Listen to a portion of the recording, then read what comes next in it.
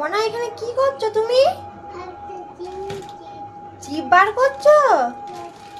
দেখো গাইস, চালের ড্রামের মধ্যে চিপ লুকিয়ে রেখেছি আমি, ও ঠিক খুঁজে পেয়ে গেছে, চিপ বার করতে চলে এসছে। তুই কি করে জানলি আমি ওখানে রেখেছি?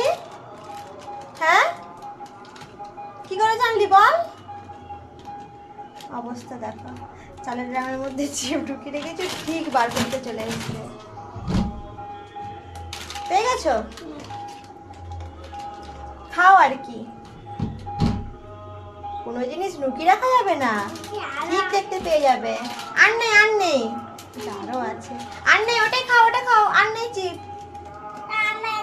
ও এক প্যাকেট আগে খাও। দেখো, সব চিপ খুঁজে পেয়ে গেছে।